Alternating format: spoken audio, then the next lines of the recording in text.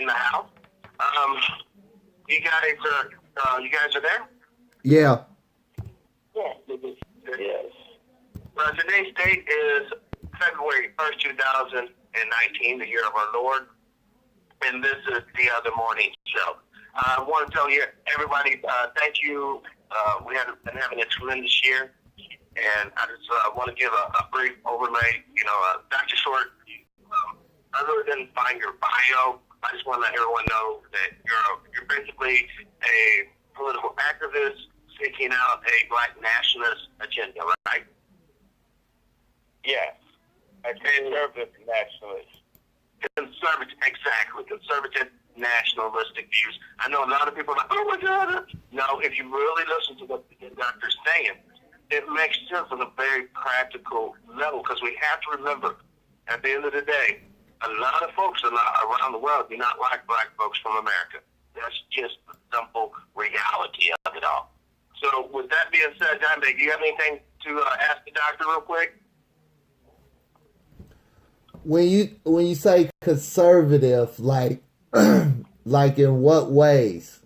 Because I kind of cringe when I hear like black nationalists and conservative. I cringe. It's like chalk. It's like nails scraping across the chalkboard. Well, that's easy for people who have they accept everybody seeing themselves as a group, except for people who were genocided or enslaved in the United States. Right. Then all of a sudden there's a concern. So if people cringe, wonderful. I cringe at the N-word. I cringe at inferior schools, poison water, eugenics, mass incarceration. I cringe all day long at things people are very, very comfortable with. I cringe at feminism. I cringe at Me Too targeting black men as the number one predators when who's been raped and exploited since time immemorial. So it's a free country where people can cringe, and so they can cringe at the idea of black people defending themselves after 150 plus years of racial terrorism, from the KKK to law enforcement under the color of law. So we cringe all the time, and it's time for other people to accommodate us. And we will not ask people; they'll just have to live with it. And I can go on and on by things we cringe by: black women newscasters being fired over their hair. That's natural, okay? And yet, other folks, please. So that's one thing. And conservatives, well, why not? The state of New York celebrates the fact that they can kill almost live babies. Yes. Disproportionately black and brown. And so New York, which was established off of the selling of the bodies of black and indigenous people, okay, now they considered progress that they're going to sell the brains and the guts of murdered black babies, and that's social progress. If that doesn't make you cringe, if that doesn't disturb you, why would I care how anyone feels that's not insulted or doesn't have a sense of humanity to be offended by that? Yes. In fact, anyone that doesn't cringe by that has to be some kind of a Nazi or sicko or a racist or an existential Luciferian. So I can't apologize. I don't apologize for existing. There's flight nationalism, which has a global reputation for intolerance, for violence, for a range of things. Black nationalism has been affiliated with freedom, justice, school lunch, minimum wage, everything that you benefit from, and I can document that historically, often, if not almost exclusively, comes from people who are black in coalition with thinking whites, the few that they may be now and then. Everything good has come from folks with that perspective, including those blacks who fought in the American Revolution, all the way up to whatever ignorant wars we have now fighting for Israel. Fact. Continue, Doctor? Yes. I mean, you're right on. Right now, the TV viewers, I went to Drudge Board, the story of the day, B.A. Governor, yearbook drama, blackface or KKK. Totally went with what you were talking about right now. There is an organization out against us, whether we want to accept this fact or not. That's just the reality. What the good doctor, in my opinion, is saying that we need to come together for common cause and common purpose, or else economically we would go the way of the double bird. Right. And we're headed that direction. There was a news article, I can't remember the source, I think it's the Boston Globe. Do you know what the worth, the net worth of the average black person in Boston, Massachusetts is? What? $8. Wow. $8 measly dollars. Exactly. Now I have a that can't be an accident that it's $8. And that's the same city in which Peter Salem, a black man, shot dead the officer by the last name, I believe, Pitcairn, on the Battle of Bunker Hill. One of the most significant things that happened in the early portion, where Mr. Cheswick, if I have the right name, who rode with Paul Revere to the right cities. Paul Revere went to the wrong places. You don't know about the black man, but you do know about the white man that went to the wrong places. That's America for you. One of the first black men to die. You know, like you said. Yes, Crispus Attucks. Yeah. Who, by the way, Attucks isn't an English name. Attucks is a indigenous American name. In other words, he's a black Indian. Right. So we've always been here. This is our land 2 times. Yes. That's what I want people to This is our land 2 times. And like Crispus Attucks, I am just as much indigenous American as I am black American, which I'm completely happy with. But I know what my grandfather and my grandmother and my aunts and my mother look like relative to my father. Correct. So, Dimebag, I'm there. you still there? Yeah, I'm here. Did he answer your question about being cringy?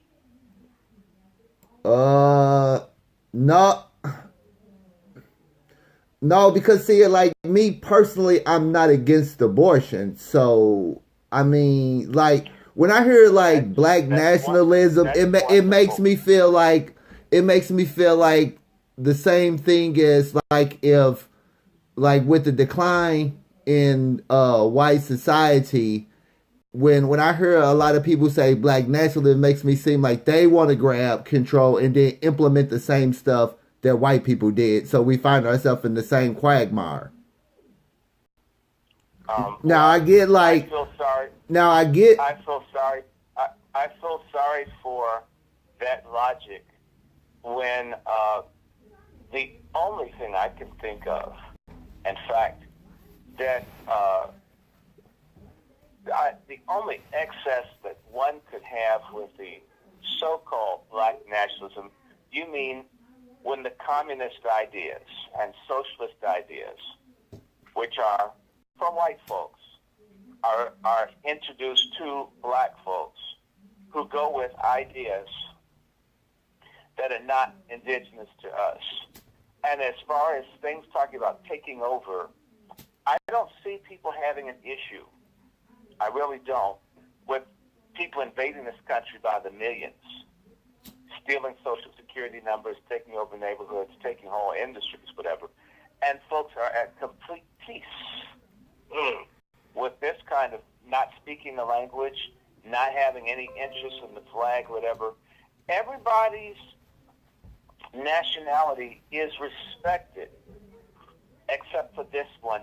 it's got to be some kind of black self-hatred, or if you're something else, a type of anti-black racism. Everybody can get or have in America except for this group. And so take over or steal, no disrespect. If my folks were here first, and this is where we're from, and you have a problem with me having something, you intellectually and morally, your cringe is based on something that's more reprehensible than what you fear. But if we, but you don't think if we do, if you don't think if we're going in a circle, and abortion, which you may not be against, but I am, when it's targeted to exterminate a people, and it is, if you're at peace with that, forgive me, in spite of your cringe, you've got a major moral ethical problem in as much as this government has an agreement to be against genocide. It signed the Anti-Genocide Convention. And one of the premises is that the United States, nor no other country, can or should fund any population control agency or group. The United States violates that. It has an Office of Population where it has worked to reduce the black population for over 50 years in this country, and it also funds Planned Parenthood and other initiatives that are targeted at reducing the black population, and that is a fact. But can I ask you a question, Doctor? If you no, let me finish. If you support genocide. Hold on. Wait a minute. No. This is part of this show is minds. If I will control who asks the questions or not. Now you're on my platform. If I want to ask you a question, you don't tell me to hold on. Now we can do this ignorantly or we can do this respectfully, but you're not going to tell me to hold on or I can't ask you a question on my shit. Let's get that straight. Flat out. Period. It don't go no other way.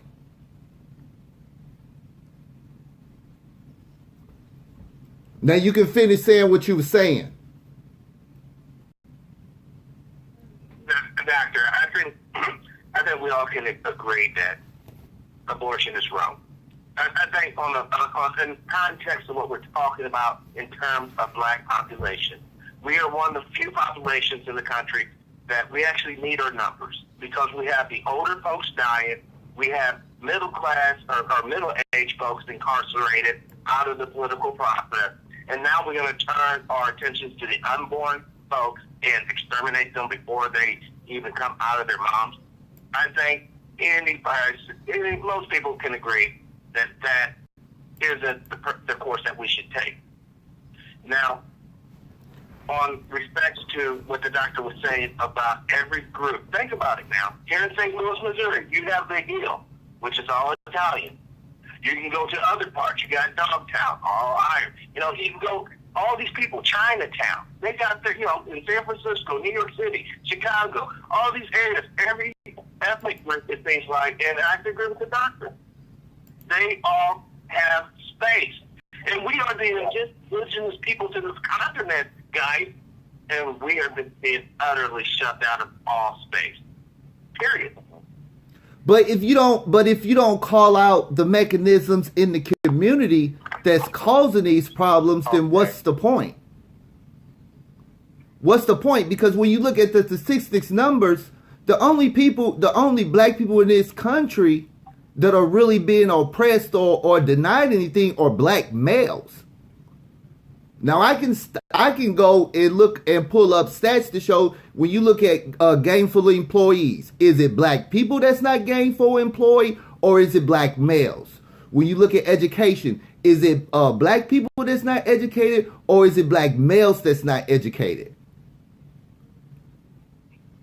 Now it ain't when you start saying black people, it ain't black people. It's black males. Black males build communities. Black males do this stuff. And when you look and you look at society today and you see what's going on, who's at the bottom of the totem pole? It's black males. Dr. Stewart, in your analysis, what can we do to stop this trend, this poverty out of control that we're in? I don't have all of these answers. I have ideas. I have things, theoretical ideas that I believe have merit in attempting. I also can point to examples being used by other people that are working for them that we're not doing. And part of the fundamental issue that you just mentioned, black males, well, as long as black men have an issue about being together, except for if they're gay or for sports or for things that are not productive for us, that's at the base of the problem. And by the way, everyone cringes at the thought of black men coming together. Even black men cringe at the idea. And I let think me answer it this way. Okay. Very simply, it's not impossible to understand that people should pool their resources, limited though they may be. People can pool their activities. People can educate themselves, feed themselves, house and clothe themselves, or if not the entire group, those that are willing to work together, help only those that have that common vision, and for those who cringe at the idea of unity, let them suffer as we move forward. Sometimes a sore behind is the best teacher to people who hate their own guts.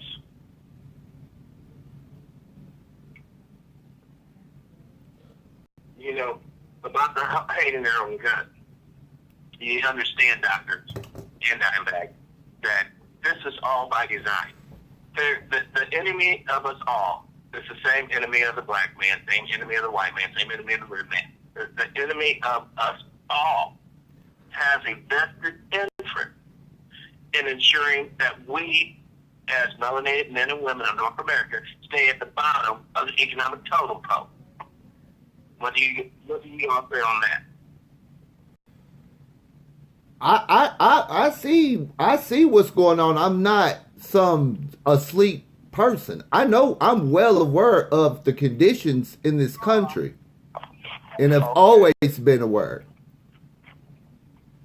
But my whole thing is for us with the whole, as far as with the whole abortion thing and all that stuff, if I look at it like could it affect us as a whole? As a whole, it could. Individually, it doesn't affect me because I'm not going out as a black male making having multiple kids by multiple women. With some of these women that do get pregnant by these by black males, or in no condition of even raising or even taking care of these kids, so you're bringing children into a society where they're doomed from the start. When you look at the statistics, when a black baby is born in this country, he's only got, the most likely, it's only two options he has. He either's going to end up dead or he's going to end up in the prison system.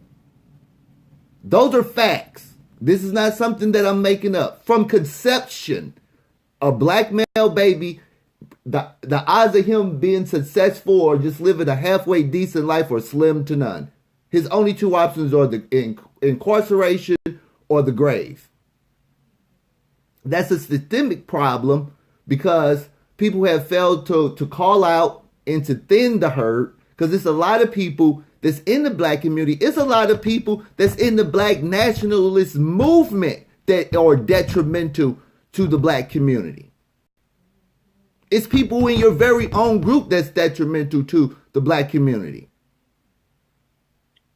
So what if if black people is to take over and start running things, or light-skinned black people going to be treated different from dark-skinned black people, or is everybody going to be treated equally across the board?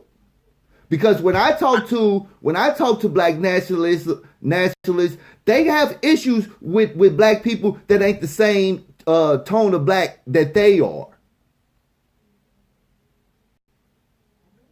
I think what the issue is, it's not the issue that black people rise to the cream of the crop and we do exactly what the white man has done to us. That's not the issue. The issue that the doctor is saying that whether we rise to the cream of the crop or the middle of the crop, we need to rise together. Because if not, we cannot stay on this present course. We can't rise together because it's people in our community that is intentionally doing stuff to harm us as a group.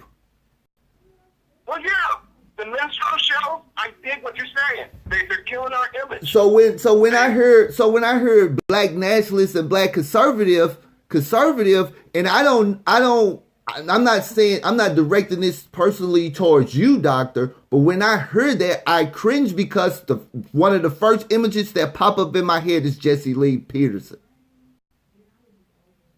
And I'm just being honest. And I can list a name of other black conservatives that just, when I hear the word, when I hear a black man say conservative, those are the images that come to my mind. Not saying this is you personally, but those type of people like Jesse Lee Peterson, those are the type of images that come to my head when I hear black and conservative. Now I'm no liberal by far. Don't get me wrong. I'm no liberal. I don't mean to cut you off. I got a question from Big Easy in the chat room. Ask Dr. Short if he feels any pressure from the academic community after publicly speaking against bully or YHE bully.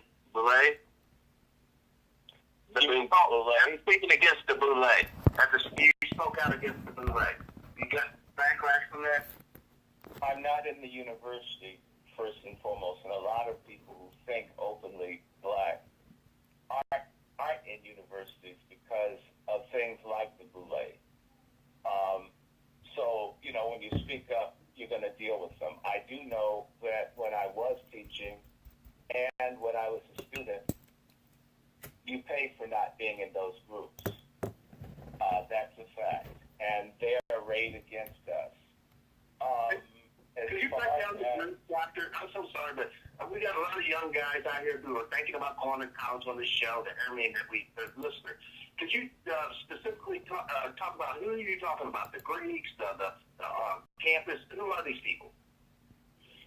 If you join the Divine Nine or the Black Greek fraternities, you're effectively joining up with what was created, the Sabule. It's like a group of black folks well over 100 years ago that came together to become the ruling class of black folks. Wow. And so you've basically got the Masons, and you've got the Eastern Star, and you've got the Greek letter organizations, and they represent an invisible government over black people. And typically, if you see anyone black on a high level, they're normally in one of those organizations. And by the way, they're in the tens, hundreds of thousands. If those folks were really working to help us, to help their people. Liberate, not help. We need liberation. Right, we need liberation. Then this wouldn't be so hard to do. But from watching them and from being around and seeing, if you show me something where the Boule is involved, where they dominate stuff in our community that's not bankrupt, the black schools, the black church increasingly, any city where you have a large black political class, you have the same thing. A handful of blacks that have almost everything that do nothing for the many.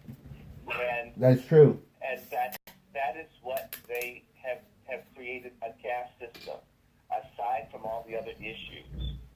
And one of the things that I want to say, there's a difference between, there are many types of people that would call themselves, nationalists. Okay, Jesse Lee Peterson, I might agree with some of the stuff he says, but if you hate black people and you love white supremacy, you're a coon. Malcolm X is a conservative, was a conservative. To a degree, Dr. King as well. There are lots of people who are heroes to our community that were very strong for family, community, and they had a belief and a monotheistic belief in God that folks needed to live and conduct their lives the way that they had dignity. Yeah. There's nothing wrong with that. I deal with Republicans or conservative folks who only care about abortion, but they don't care about Flint. They don't care about mass incarceration. Right. They don't care about sanctuary cities. They support open borders. They're essentially white, racist nationalists with brown skin. Right. They've never seen a police slaying that they didn't like. Oh, God, yeah. I'm completely the opposite of that. I'm When I talk about Christianity not being not a white Jesus and not a faith that says that I'm supposed to be somebody's slave or my people. Look, on this show, it's black. It depends. The people that are like that hate my guts, and I might dislike them with the same fervor. I love black people. The poor ones in particular, they're the majority. And I know other people like me. There are true people and there's fake people. They're fake believers, they're fake everything. Any true person that says that they are conservative, that's for real. I'm not talking about a traitor to their community. Now, you give us examples of traitors to the community, please. Oh my God. I don't think we got enough time. I don't have enough time, but I Yeah. can do I can do Kamala Harris, Cory Booker, Eric Holder, Loretta Lynch. For that Now, matter, why is Kamala Harris a traitor? Doctor, why is Kamala Harris a traitor? First and foremost, Kamala Harris isn't an African American. No, thank I'm not you. standing her Thank for you. Whatever she is, but she's not an African American. She never said that. I went to school with her. That her kind of Jamaican hated black Americans at Howard University, and they hate them now. They have a Caribbean president who literally last year, tried to have the police beat black American students that were protesting being discriminated against in their country by blacks from Africa and Caribbean. Okay, and it took the dean of the chapel to prevent Howard police from beating students. In the chapel, in the place of worship of Howard University, the Caribbean president sent the police to beat African American students in their country. No way. I mean, she's like because Dr. Way, since you brought up Cory Booker and Kamala Harris. On the point of Kamala Harris, I'm so glad you said that she wasn't African American, because I've been saying that for a long time. This woman was raised in Canada. Her daddy was from Jamaica, and and me personally, I think we should, if we're gonna put a label on black people in this country, instead of African American, it should be descendant of slaves instead of African American. Now, about not enslaved. There's two segments to it. We're not all just slave descendants. Some of us are the original people of this continent descendants that were never enslaved, but they still enjoy the same fruits of segregation and racism as the descendants of slaves. now, it's because the terms are loaded. It's hard to say. That shows you there's a term called hegemony. We're speaking in their language. Yeah. Then we're handicapped talking about who we are because they define the terms that we use. Yeah. If you say African, that lists every person that flew over here that Right. made our guts within the last 30 years is in the same group as me, which is not. I don't hate Africa. I've been to 17 countries in Africa. I have love for Africans who have love for me. I have roots in Africa. I'm comfortable, but I also know that I was born here, and I've had family here for thousands of years. And I've had family that recently came from Africa and from Haiti here. But we are a people. I try to use the term indigenous African or indigenous black or whatever, but we are both and, not either or. Kamala is neither nor. Right. Barack Obama was neither nor. Now see, Loretta Lynch is a Greek. Eric Holder is a Barbadian. A lot of these people that you see, Susan Rice is a Jamaican. A lot of these people are not even Black American, 2 generations in their family. They are like a lot of people that are being put up. Trevor Noah is a South African half-breed, not an African American. I'm not mad at him. Surely he is, I guess, of African descent, but he is not in the same ethnic group as me. And I'm not mad at that. Doesn't mean he's a bad person. It just means he's a different kind of person in the world that happens not to be white. right. Understand, Trevor Noah, he and every other member of the melanated family understands global racism. They understand global prejudice. And they understand the media has purposefully, gentlemen, killed our image so that when it's green-lighted to go ahead and kill us, the average man, woman, or child can put a bullet to our brains and not kill a human in their mind, but merely kill a savage beast. Now, doctor. Now, we know the conditions of the people that we're talking about, and when you look at what I see, one of the most critical pieces of that puzzle and why the community is in the situation that it's in is because of the lack of ability of the males in that group. And I feel like before we can even to start building a foundation for generations to come of young women and men that look like us, we have to. It's like at dire needs at this point. We have to do something to get black males on track, like lightning speed, because this is like dire situations. I mean, all you have to do is just walk around your community. Have the average, if you walk up to the average 16-year-old black male in this country, he can't read on a 7th grade high school level. He can't. And this is Right. And if you can't read if you can't read as an adult, you can only read on a 7th grade level. What economic opportunities are you really going to have? Well, can I interject something and say to you, there are millions of people who are employed in the United States who can't read and write, and they're Spanish speakers, and they get the jobs that black folks who couldn't read and write used to have. So, and I can say to you, blacks with PhDs are 2 to 3 times more likely to be unemployed than whites with PhDs. So I'm all for literacy.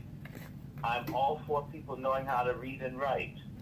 However, I'm going to say to you, in a society that has dumbed everything down, that's bringing jobs from Asia, where people can go to the factories without knowing how to read or write, the issue, we've often made education the answer. In reality, education is not the answer. Economics and sovereignty is the answer. Right.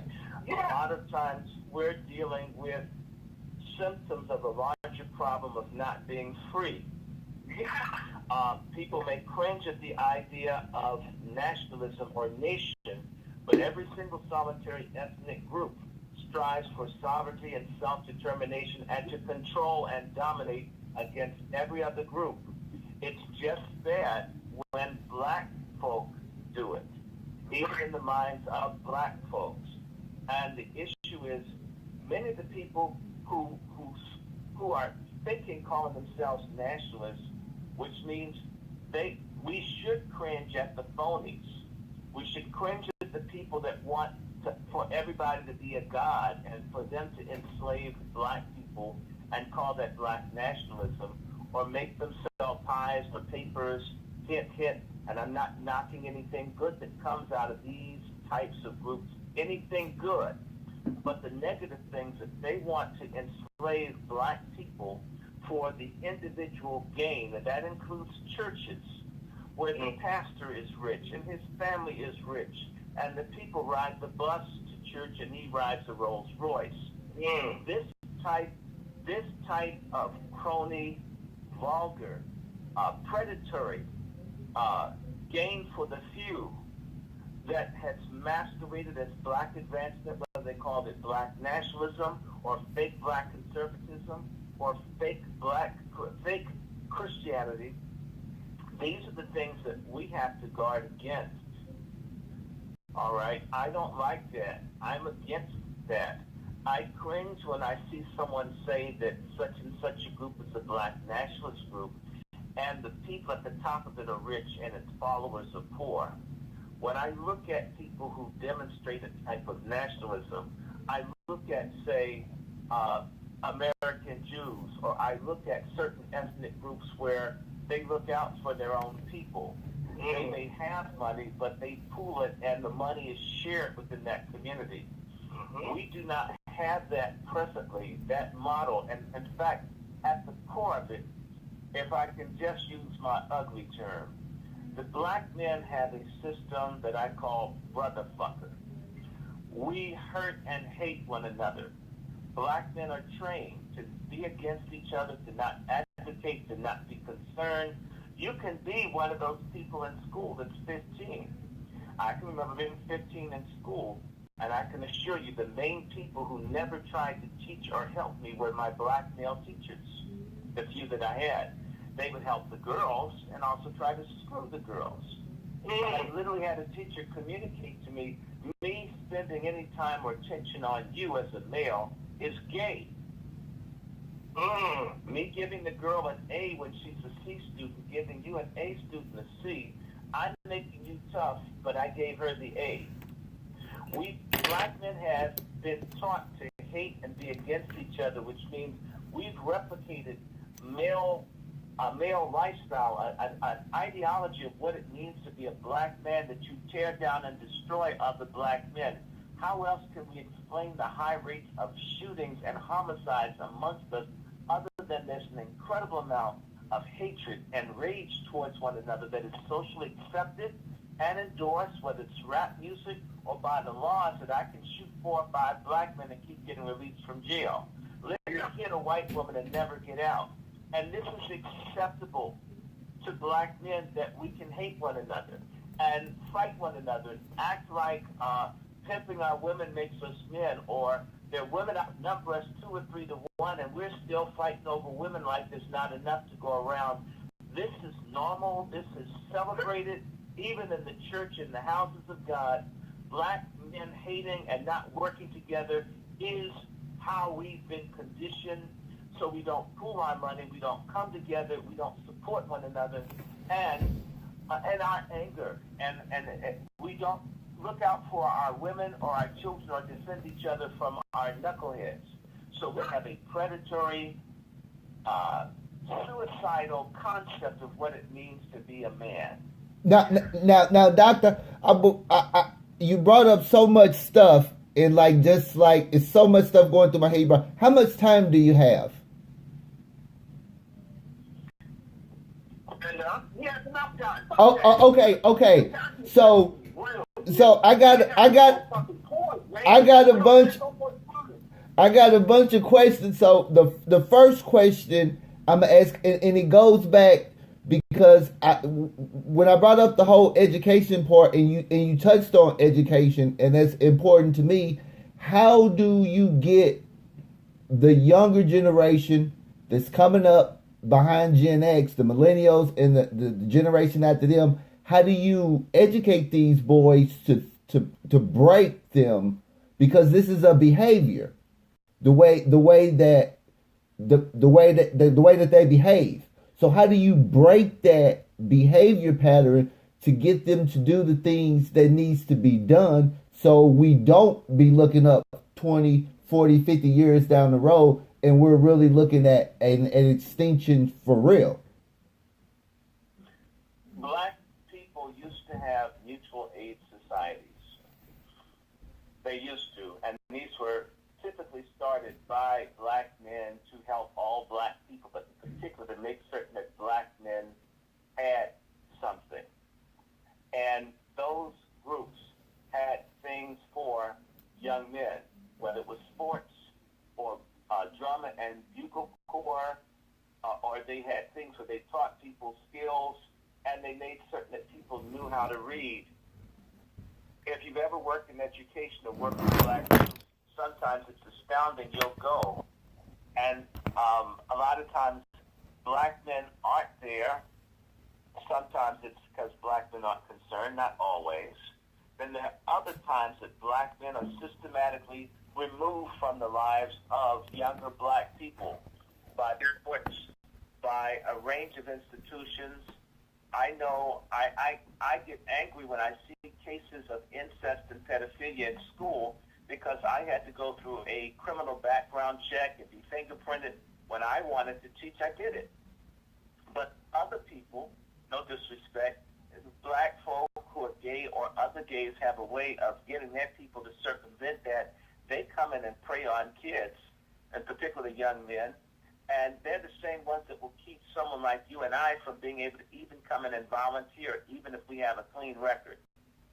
We've got to create the kind of institutions that once existed in our community that at least meet the needs of nurturing the young.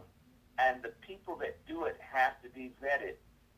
They have to be vetted also with the understanding that if you mess with a black child or woman, I don't know how it is, but that person is made to pay a very precious price for violating the trust of the community.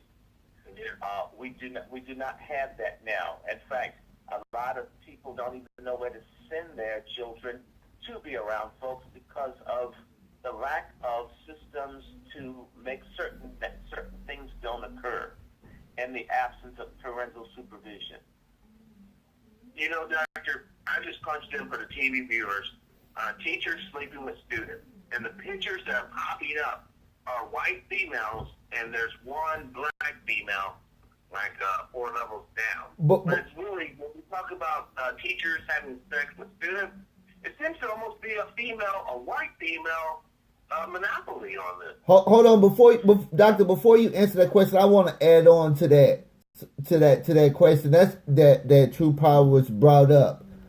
When you see, like, with the whole Me Too movement and the Time's Up and how they're going after how they threw Bill Cosby in prison, and the Catholic Church did the same thing in Pittsburgh that Cosby supposedly did. When you see the stuff that they did with what they're doing with R. Kelly, and how when you look over at like people like Harvey Weinstein and Kevin Spacey and stuff, no documentaries, none of that stuff done. But back to these movies, why aren't these organizations calling out the female predators? Because when True Problem, yes, when you pull up sexual predators, female sexual predators, a lot of white women come up, and a lot of it's more black victims than you think they are. And I'm just trying to get a more understanding on why it's like that stuff gets overlooked, and it's a lot of, in these inner city schools where there are predominantly black male students there. a lot of these white teachers are going in there preying on these little black boys, but it's a lot of black women doing it too. Okay, that's a lot, but let me try to say this. First and foremost, I thank God my mother intervened when there was a white woman who was grooming my brother and I for sexual abuse. So I'm very clear about that. And we always are able, the problem with black males is what I would call boastful dickology. Black man has been told he's okay, he has a big penis, he has no problems, he doesn't need a job, he's not an emotional being. You can start having sex with him when he's 2 years old and he gets it. Black men, this idea of black male sexuality is used not to glorify us as lovers, but to make us sexual beasts that should be loathed, hated, and exploited at any age. And sadly, black men accept that as a badge of honor instead of saying there's more to me than my penis. A lot of folks say, well, at least they recognize me for something. Why can't it be for, yes, I have a big dick, but I think I'm somebody, right? A lot of times, we even do that within our own community, and sometimes many of our women deal with us the same way. The problem the only thing in the world that matters to black men who are into this big dick syndrome is that since life is about satiating your big penis, you don't ever want to call out women on any level, no matter what color, because you may not get any more, pardon my language, pussy. So whatever gets you pussy is good. If you're 2 years old and women are hopping on you, that's good because you're getting pussy, because all black men can do is get pussy.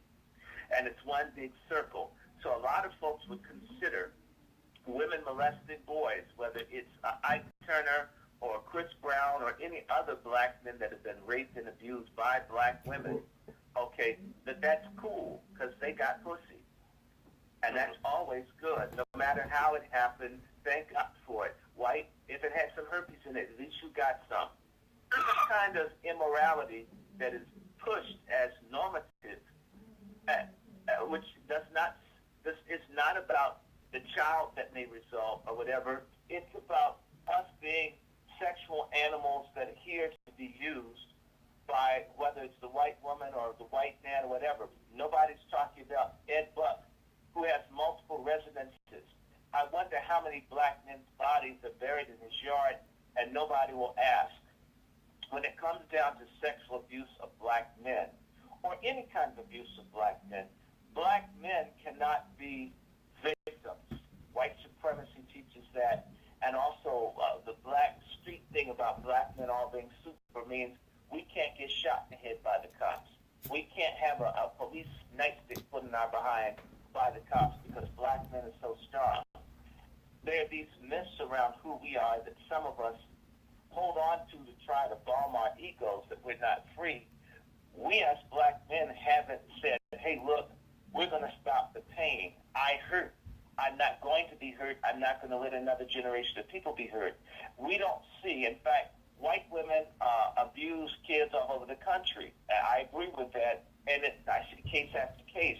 But you have to understand, all of you, with all your wisdom, name a case in which you know a white man was convicted of raping a black woman. In all the years that I studied, I only ran across one. And that was, 65 years ago, there was a case in Mississippi. And that was an unusual case. You were almost one of the least, a crime that's almost impossible to find is a crime of whites sexually abusing black people, no matter how egregious it is. Jeffrey Dahmer didn't get busted. They didn't put him on charges of rape, even though he killed something like 20 people. There is a white man last name Dominique. If they didn't put him in the gas chamber, he killed up to 22 black men that they know of. They didn't really talk about the rapes. They talked about the murders. You see, the system will not punish or call out white folks. We have not put a premium on the virtue of our black boys or our black girls. We have not gone out after white folks when they do things to black people sexually. We will talk amongst ourselves and complain amongst ourselves that it happened. But yet, if they come after a black person, my distant cousin, Bill Cosby, I don't believe he raped that Jewish broad that looks like Dr. Spock with a wig. Okay? He didn't drug anyone. That's not in the document.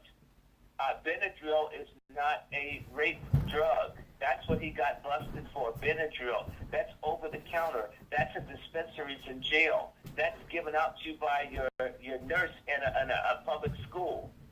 Okay? But our people are very quick when one of ours is attacked. And flawed, Bill Cosby definitely is a hoe, I'll give it that. Inappropriate adulterer to his wife who's a cousin to my mother. All of that is true, but it doesn't make him what they said. But you know what? Bill Cosby is in the Boule, and Bill Cosby was down with the Greeks, and the Greeks marched to the beat of white folks. Yes, sir. And if the Greeks get mad, or if the Greeks see white folks get mad, they'll turn on you. The Greeks turned on Martin Luther King in 1967. And more or less, virtue signal to white folks, if you killed Dr. King, as long as we got our pork chops, they were fine with it. These people, we've got a situation, and I'll stop with this sentence, in which whatever white people say and believe matters more to the people who have the ability to affect change in our community than what are the needs of the masses of us encountering these problems, whether they're physical, psychological, economic, or otherwise. Wow. Doctor, I have a question for you from the chat room. This is from Michael Watts. As Dr. Shorts, I'm a Douglas as well, or something, as well, like Kamala Harris and Nicki Minaj. Does he know we deal with a lot of identity issues? Yeah, I'm well aware of what a Dougla is, okay, which is an African or Black, Indigenous, African, and East Indian mix. I'm aware of it. I used to be an activist with the ballot or the untouchable community, and I have many friends that are Indian. I do not hate, in particular, the folks who can relate to black folks who come from the Indian subcontinent, because we've got people there. I'm aware of the caste system. I'm very much aware that this goes on. The fundamental challenge of people like Nicki Minaj and Kamala Harris and others is that if they want to Brahmanize or be at the top, the whiter skin, and they're against black folks, which is what a lot of people who have mixed families deal with, if they don't love the black people equal to the white or the Indian people in their family, effectively they're enemies to black folks. Right. And the other. I mean, if you hate me when you're half of what I am, what am I supposed to do? Why should I embrace you if you won't embrace me? Right. And by the way, the Douglas are more accepted by black people than by the Asians. The same way the mixed black folks or the mixed whatever, mulatto, whatever, are more accepted by black people than by white folks typically. Right. So the issue is, if that person doesn't esteem the lineage of the family that is not of high status or high stature, they elect to hate half of themselves. And that means that they're going to kick themselves out twice, because if they're not liked by the Indian group and they hate the black group, then they've outcasted themselves. The more creative and intelligent route would be, hey, black people like me. I get a little more extra attention because of the greater hair or how I look. More folks are into me because I'm an exotic thing that folks like. It seems like take the love where you can get it from. and those that don't like you, leave them alone. And that seems to be the only way that folks who come from those backgrounds are going to work it out, is to say, it's better to be black because this is a place for me. I can exist and be accepted among black people. And for that side that doesn't want me, see you, don't want to be you. Wow. Guess that sums that up. That's so heavy. No, seriously, that's some heavy load that you just dropped. You know, you're talking about people's internal mechanism being off kilter because of something outside of themselves is saying that this group or that group is better than the other. This is where my ultimate message of forget all that nonsense. We're all human beings at the end of the day. But I do understand what you're saying. Until we all collectively reach that point, Doctor, what you're saying is in place still. We have to come together, unfortunately or fortunately, on a racial level to better ourselves. But when we're doing this process, we have to not kill off, but delete the dead weight. That with this whole truth to the old basic stereotypes and negative images of self, instead of embracing those who brighten us or at least illuminate the positive aspects of yourself. And this self-positive stuff I can realize or at least recognize in another human being, so therefore we build a bridge instead of burning one and having war. Okay, I got a question. We can clearly see now that the 2020 race is on in the Democratic primary. And so far, the two of the biggest names got melted. And we all know that Kamala Harris, you know, her record in California as Attorney General, it's a lot of black men that's rotting in jail because of the things she did in California. And then today, Cory Booker announced on the first day of Black History Month, you know, the shortest month of the year, which Black history is American history. It's like I'm starting to see a lot of black people really not, especially black men, really not like, are starting to hold their vote. And I think if we can just get enough black people to hold that vote and to bring that, to help bring that system down, we will start to be able to get some gains. To get legislation, because it's some stuff. We're done with game. We have too much game. We need truth. We need truth.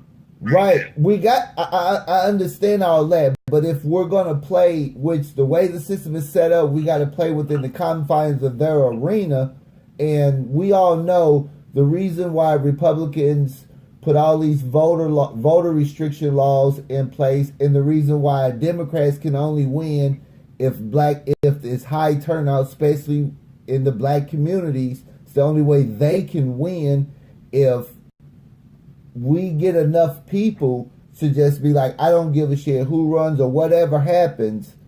Let the cards fall, lay where they fall. We're not voting, period. And then put our own people in positions and have them run. But that's what I'm saying. What the doctor said. The people who could possibly be even in the group that would be even thought about being chosen for a set position, they're already the base. They're already a Greek. They're already an Arab. They're already whatever, other than focus on the people and making the people's life a little more tolerable. But you're going to have to... We're not talking about special rights here, guys. We're just talking about all rights applied equally to everyone. No, I'm not talking about on something like that. Is not ready on like a federal level. It all starts with with local government. You got to start. You're gonna have to start there first before you can even be able to take on them goons in DC. just over a money issue, period. But if you can seize control of local municipalities and stuff like that, you can start implementing a lot of stuff that's needed to put things on tracks. Because the only way you're going to need some kind of legislation to help do the things that need to be done for people that look like us. You're going to need legislation. You're going to need politicians that's going to back you up. And the only thing you got that of any tangible is that vote. Let me ask you, Doctor, this. Doctor, is there truly a political solution to our collective, basically persecution? I'm a both and person, not either or. And I agree with what the brother's saying as much as he cringes every time I say something. No, I don't. We need our own political party, and we also need to make the two parties as much as we can, and any other party function around our needs. But we need not just the political effort, we need a cultural, social, religious, we need a thing that's focused on our uplift and on every level, and it should be integrated. Are you understanding me? You can get a black person elected if we choose and pick them and we back them. And we have to do more than voting. Voting is sort of like in a marriage, voting's like having sex. Of course you do that, but all the other things like the rent, the insurance, daycare, are we grooming people to be leadership? Are we working so we can get all of the local offices? Are we working to make certain that we can either get unions or take over unions or get rid of unions if we can't get in? There are hundreds of things that we can do that may not be explicitly political, but the outcome is political. Are you understanding me? Therefore, it can be some of it, but it has to be economic, cultural, political, and social all at the same time, not a piece. And the goal has to be freedom, self-determination, and yes, control space. That nobody has a problem with Chinatown. I don't. Everywhere I go, I visit a Chinatown. I'm not mad that the Chinese have a space. We also need Blacktown, a space that we don't sell, space that nobody can come into but us, except if you're coming to buy something. There's nothing wrong with that. We don't do it, but we need that. And when we have the economic and political, and no disrespect, my friends, on deterrence against black criminals who are the main folks who rob black stores and businesses and the strong arm robbery. Right. We also need intelligence, people who spy on and monitor and collect information on enemies and fair weather friends. We need to start acting like a nation. Bernay, Baris, the ADL, these Jews spy on everybody. They watch everybody. Southern Poverty Law, they spy on and collect on everyone. We don't have anything that fights for us with a deliberate agenda for our safety and protection. We don't have it. We must have it. Politics is a part of it. Doctor, when you brought up the Jews with the spy stuff, it brought back one time True Powers was having a conversation, and the Jews started they spy stuff in the early 1900s, around 1920. I said that we as black people need to do need that same type of intelligence agency that the Jews established that still spy on us as we speaking right now. We need to start just like they did, and whoever ain't on board with that, then they deal with harsh consequences. That's what the Jews did.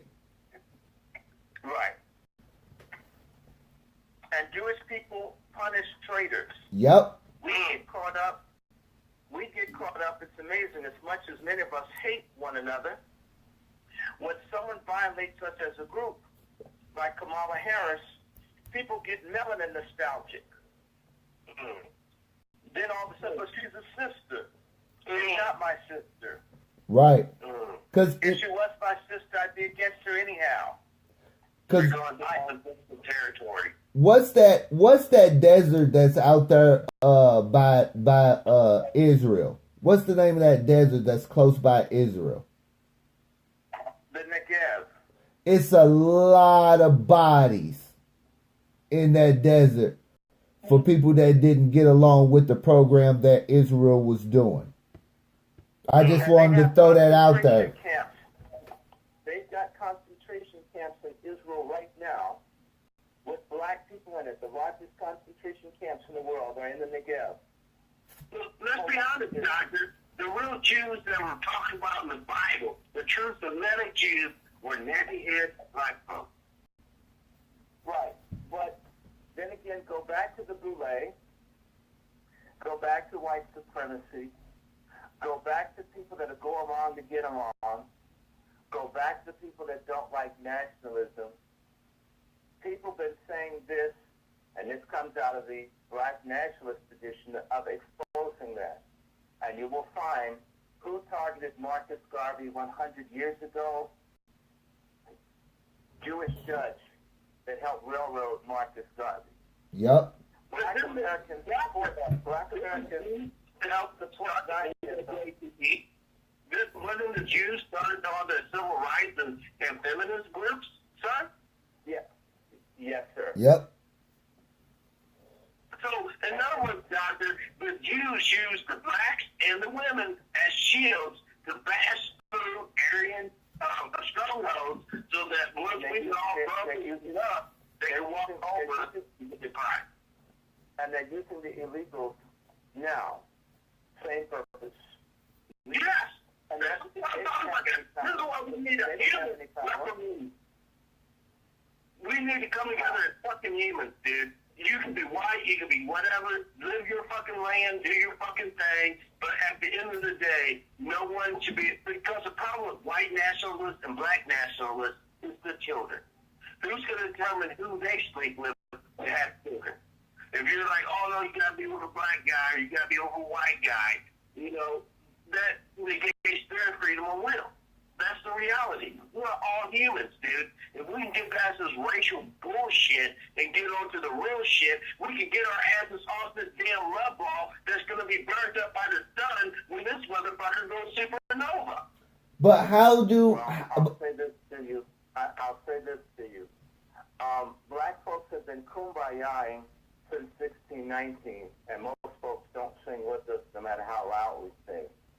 And black folks have joined every single solitary white organization, including the neo-Confederate organization in the country. And it doesn't help. The Latinos identify as white primarily. Why? To be against us.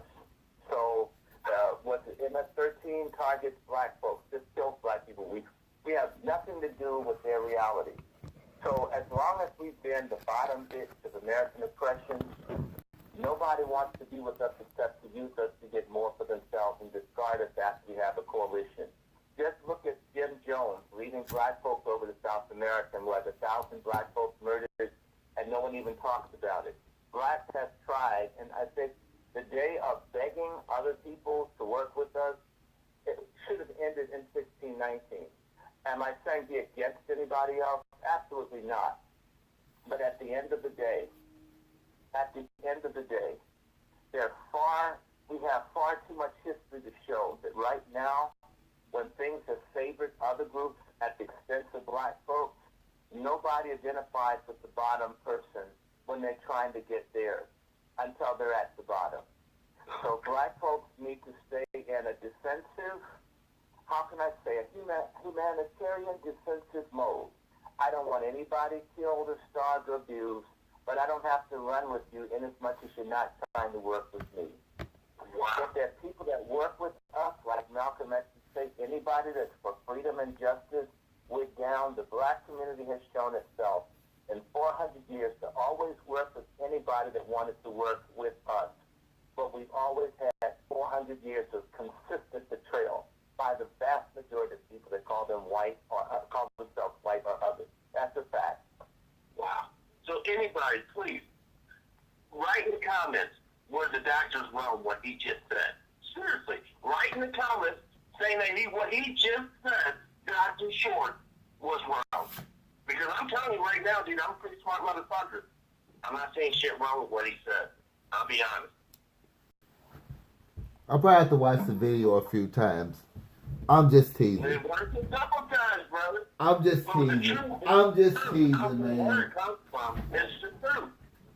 And what he just said was logical, rational, and common sense. It's not hate.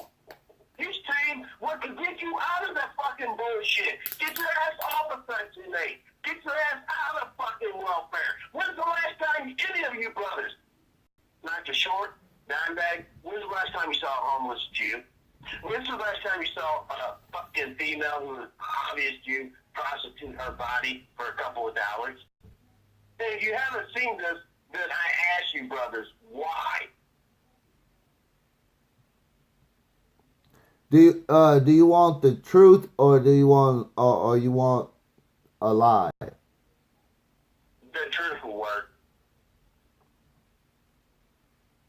Well, I can give you a taste for New York, why you don't see homeless people. Jewish people get the majority of the Section 8, irrespective of income. Jewish millionaires get public housing and get it faster. That's a New York Times article. It's been repeated. Jews get welfare. They get all of this. It's never discussed. The media is wonderful at describing any weakness or frailty of black people, and I don't like the frailties or weaknesses, but I own them. But they protect and shield other people. So if Jeffrey Dahmer is a Jew, you won't hear that. If this guy who lied about being attacked by white supremacists in Chicago is half Jew, you don't hear that. You keep hearing he's a black man. If Zimmerman, who shot and killed Trayvon Martin, is a Jew, you hear he's a Latino.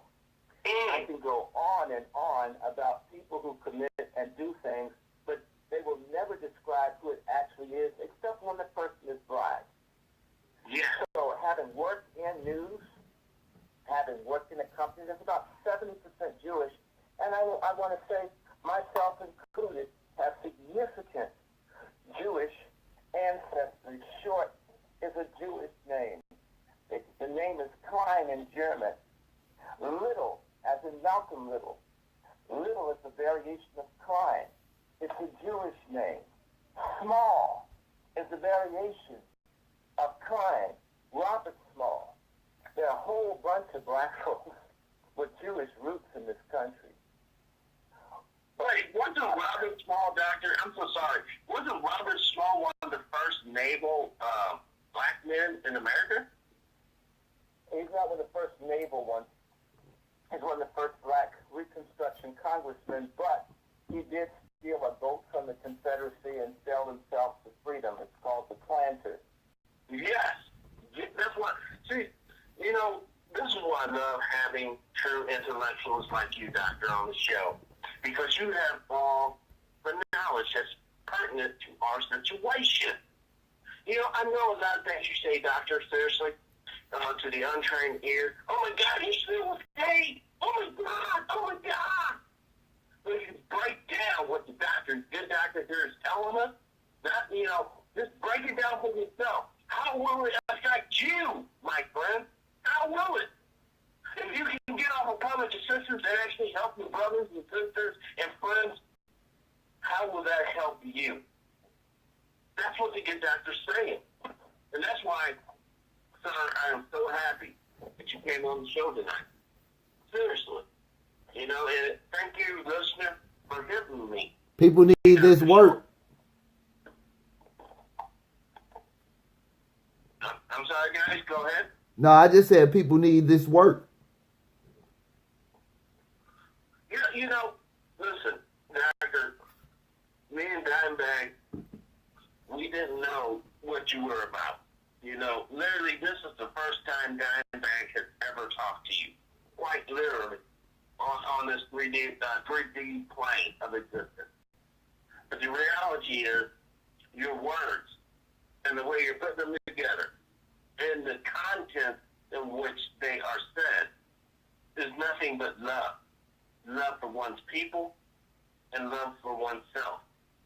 And if a people cannot love itself, then that people can never love other people. And the ultimate goal is for all people to love one another and be together in solidarity for common purpose and common cause. And if it's not about uplifting a deity such as God, then it damn should be about uplifting the reality of unborn babies, the reality of family, and the reality of society in general. If you cannot pull yourself to come together to try to be righteous for a spiritual endeavor, then perhaps we can come together and be righteous for a physical reward. And that reward is called liberty, justice, and peace.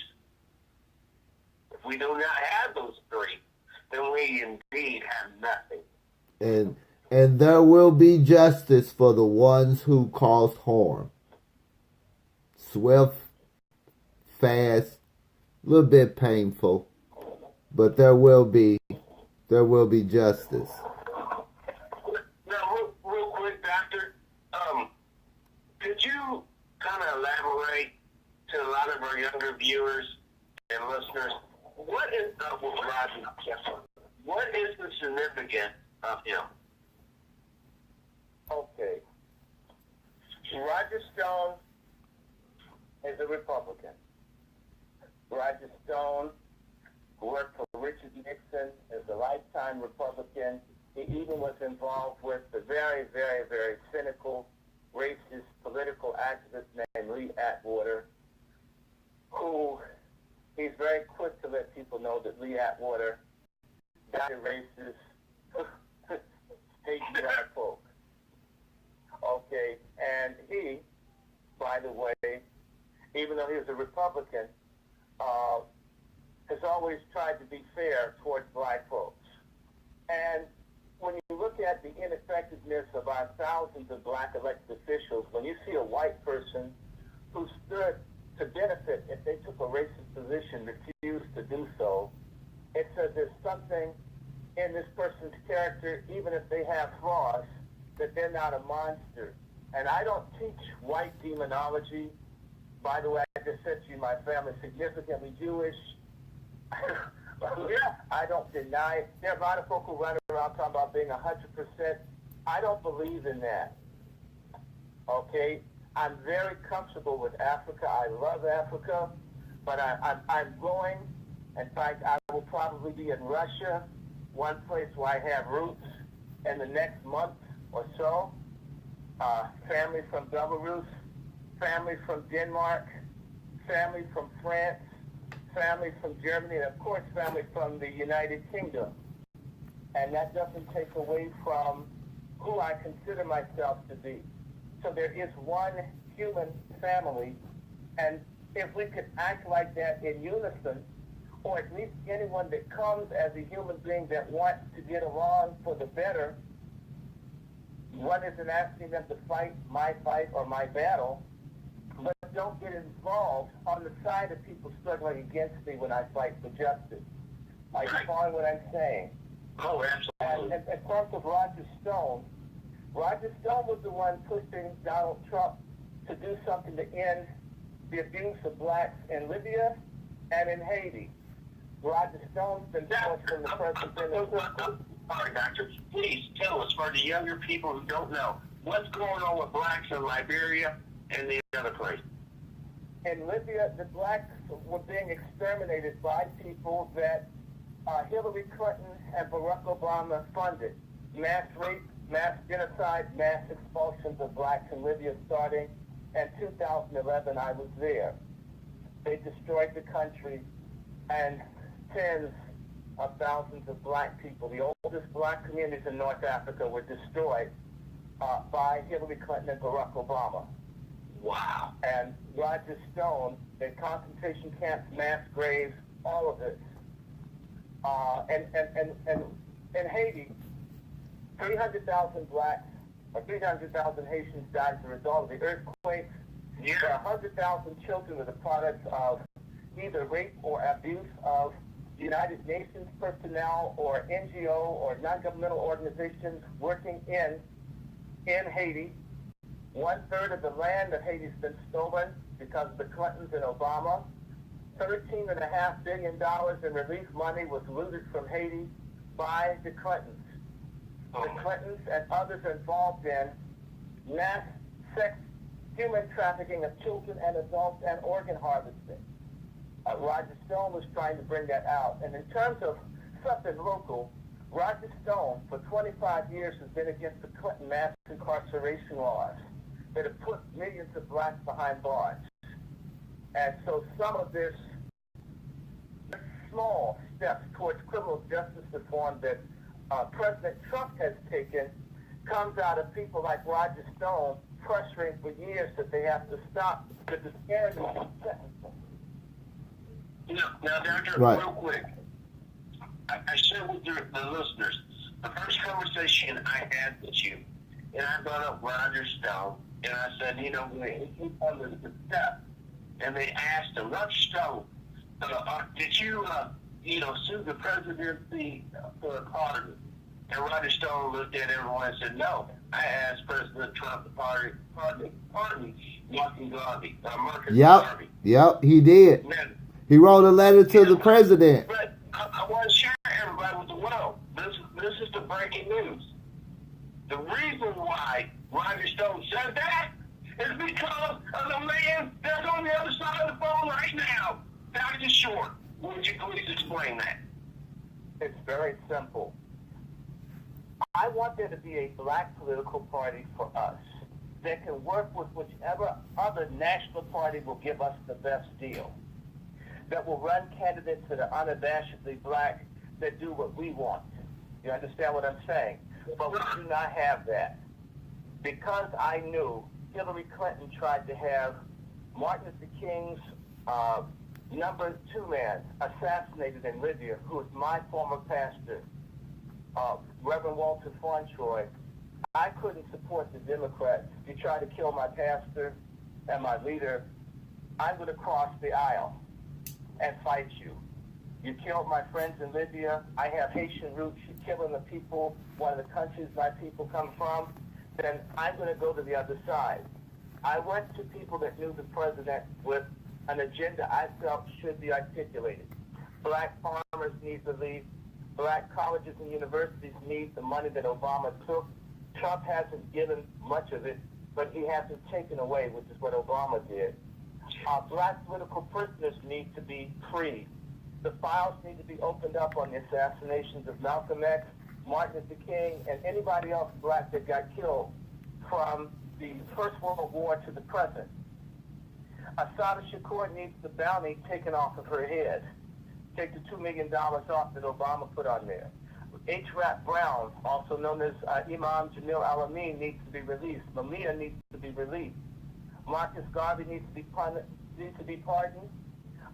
Chuck Berry needs to be pardoned. Jack Johnson needs to be pardoned.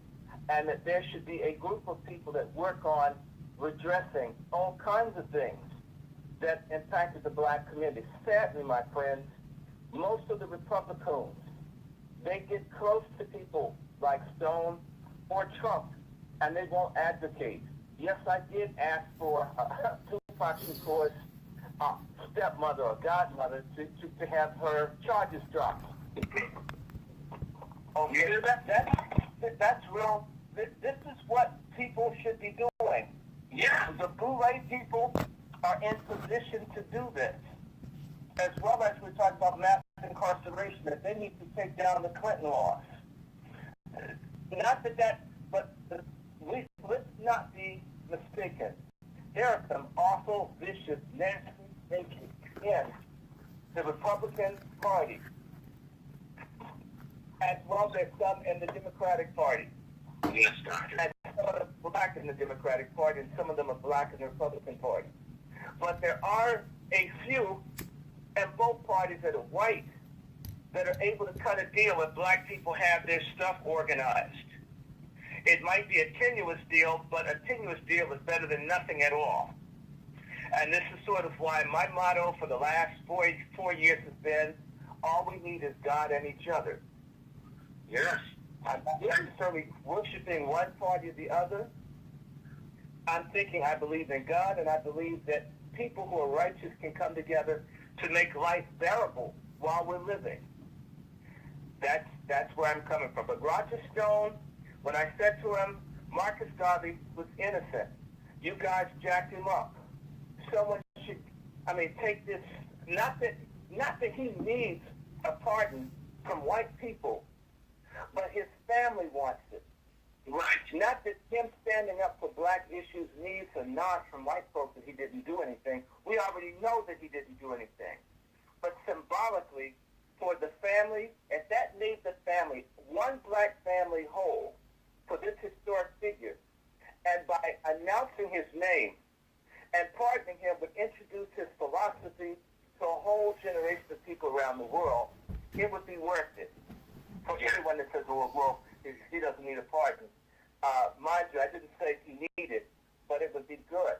For people who are thinking along the lines of Garvey was talking about, you need your own industry, you need your own schools, you need your, do for yourself, pick yourself up, clean yourself up, stop drinking, stop drugging. You come from something. One God, one faith, one destiny. There's nothing wrong with slogans like that. No, especially in this political climate. Now, Matthew, can you please share with us your honest and sincere opinion on Bernie Sanders? Bernie Sanders. Well, very simply. A lot of the economic things he says, I think, are worthwhile, and I agree with. A lot, not all. I think that he was very good at exciting people around dealing with the issues of working people that nobody else was articulating, to which I'm thankful for. I don't like his LGBTQ stance. I don't like his stance on abortion. I don't like his stance on feminism. The state of Vermont has one of the highest incarceration rates for blacks in the country, and they're very black in Vermont, which means that if you're black and male in Vermont, because they target you, you're going to do some jail time. Vermont's a small enough state for him to throw his weight around. He should have challenged that. You didn't see anybody black from Vermont that was pronounced in his campaign. That should say to you that blacks in Vermont did not run out and beat the drum for Bernie Sanders. Think about that. Name one black person from Vermont that says, I am a state. In fact, there was one black person that was in the government of Vermont, and they lost their seat somehow. You didn't see Bernie Sanders out there crying for them. So what I'll say of Bernie Sanders is we've seen white leftist liberals before. Right. However, at the end of the day, and he's Jewish, I'm not mad at being Jewish. I just told you Short's a Jewish name. My grandmother's name is Sellers, which means money taker, and another one is Vilka. It means stingy or cheap. I got enough Jew to be a matzo ball, but I am a black person and happy about it. So I don't hate people, but I'm just calling it what it is. Bernie Sanders betrayed the people that voted for him when he sold out to Hillary Clinton. He well could have possibly won had he run as an independent. He could have split the two, but he didn't fight. Hillary stole 13 elections from him. He didn't fight. He took a payoff. His role was to say populist things that I would agree with, that you would agree with, and we would continue to support the Democratic Party, which acts just like the Republican Party. There's no difference between the two on a range of issues. I think we can agree on that. Therefore, Bernie Sanders is a cipher or a mystery in terms of where he really stands, but he always gets paid. And frankly, Seth Rich, his follower, I grew up partially on the street that Seth Rich was murdered on, I was on that street the morning he was killed and knew that something had gone wrong and went to watch the news. He was killed on First Street. This is the man that leaked that Hillary and them had rigged the Democratic Party nomination. How come Bernie Sanders has done nothing for Seth Rich's family? How come the black detective who was trying to find the truth on that, I believe he was either killed or disgraced, he suffered, either he lost his life or lost his name or both.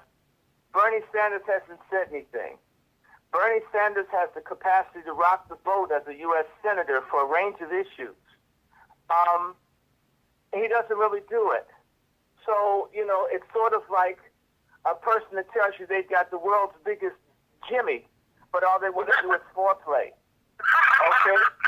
So, I mean, then why should I believe them? The foreplay was all right, but that's it? That's what you got? That's where I am with him. I'm sorry. Doc. Talking about what are the tangible? Where is Bernie talking about the tangibles for black folks? Hold up. What's going to be in your hand if this man gets elected? Now, And that's what we need to start thinking about. Now, since we on the They're tangible things with the income and all, but if you don't really plan to win, if you're nothing but a dick ring for the establishment Democrats that have left our people behind, then you're selling us cotton candy on the moon. now since we on And that gets back to your tangible. So since, he since gives very real solutions, but if you don't plan to win, then you're not going to try. That's like a girl saying she's going to give you a BJ, and she's already planned not to duck you on the date. Since we on the topic of Bernie Sanders, which you brought up a whole lot of things that I totally agree with and how I felt. I still got Bernie Sanders sticker on my truck because I agree with the message. But his message is black. no. Straight up. Is Bernie Sanders talking about taking away the Federal Reserve's right to print money? Because all the shit we talked about has an economic root. And the American government prints its own money that's backed by our glorious military. The rest is bullshit. The motherfuckers who are controlling the shit will still have it. Can I mention something to you now that I'm thinking? You know, Bernie Sanders, who's Jewish, knows goodness well the Jewish people and Japanese American people, and even not the black Indians, but the other Indians, the white ones and others, have gotten reparations to some degree. Yeah. Bernie Sanders said that he was against reparations for black Americans. Yes.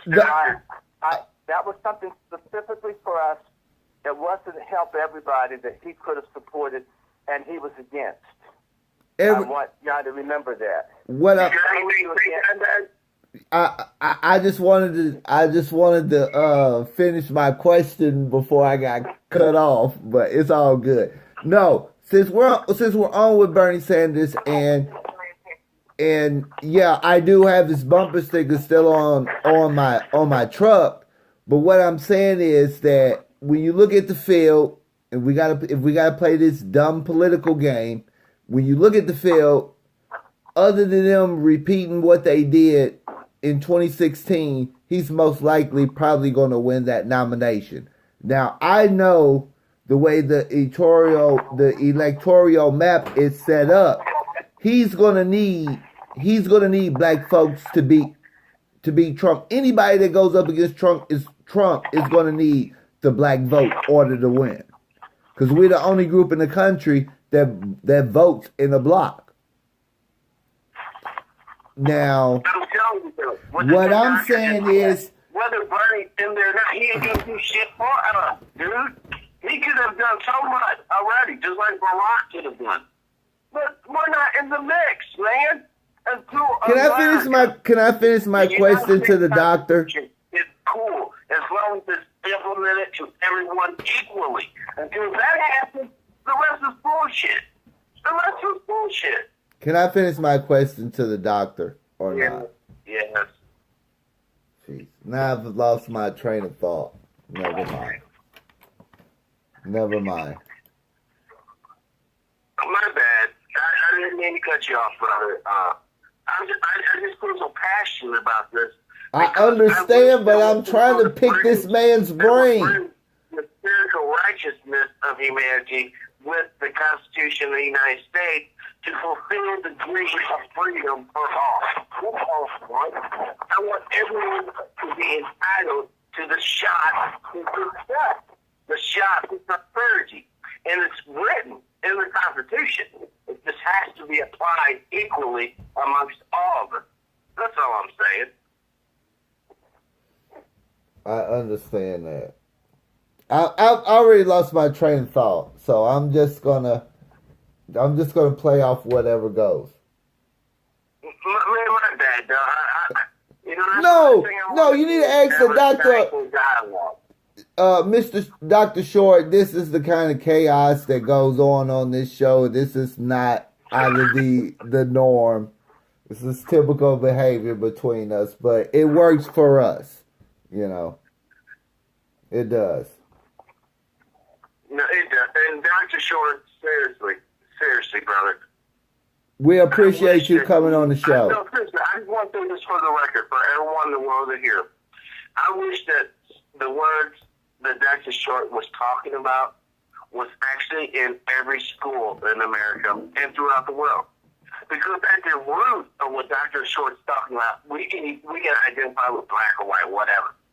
But he's talking about true freedom and true self-empowerment. That if anyone is to be respected, you have to have power in self before others who would do you harm will respect you.